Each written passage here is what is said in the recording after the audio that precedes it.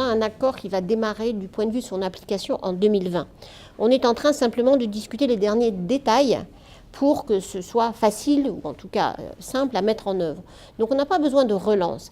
Là où on a besoin d'une remobilisation, c'est que les contributions nationales qui ont été présentées à Paris en décembre 2015, avant qu'on finalise d'ailleurs la négociation de l'accord, elles ont besoin d'être révisées en 2020, et puisque il faut qu'on améliore ces engagements des pays.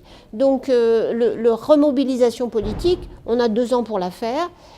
Ça démarre d'une certaine façon à Katowice en Pologne. Et il faut que ça atterrisse en 2020 et on l'espère avec un meilleur résultat des élections présidentielles américaines.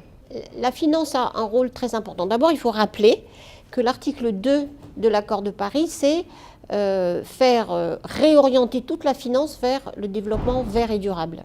Et donc c'est un changement de système financier, un changement dans les marchés, dans les régulations.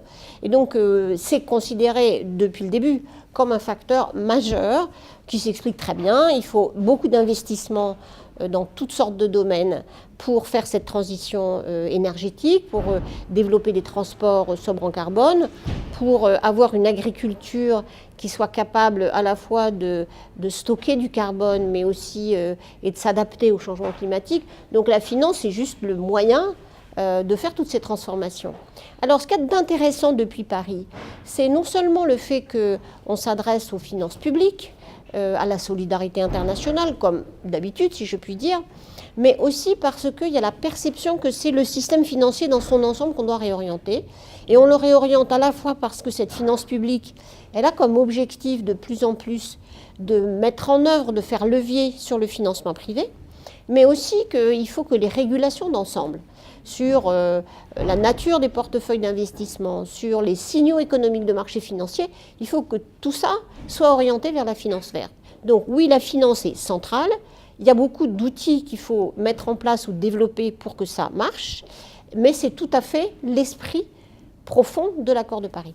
Pour orienter la finance dans le bon sens, dans ce sens dans lequel il est souhaitable, c'est-à-dire qu'il y ait assez d'allocation de ces ressources financières vers ces investissements durables.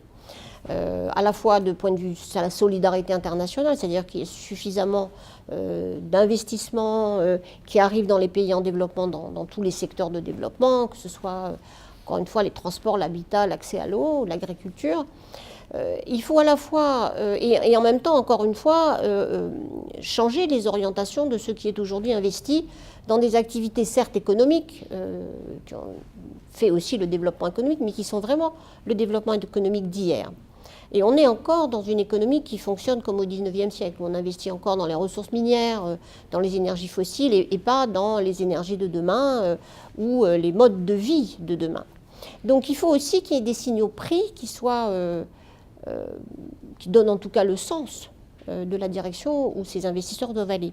Et un partage des risques qui aussi incite ceux qui investissent dans les activités traditionnelles à changer de cheval, si on peut dire, et aller vers ces activités propres. Et c'est la combinaison à la fois de la pénalisation de la pollution, si on peut dire, que ça s'appelle prix du carbone, taxe carbone, écotaxe, comme on voudra l'appeler, la suppression des subventions, c'est un très gros problème, plus de 600 milliards de dollars par an, et en même temps aller vers ce partage des risques, parce que pourquoi les investisseurs hésitent aujourd'hui à aller dans le secteur des énergies renouvelables, dans certaines économies africaines ou latino-américaines?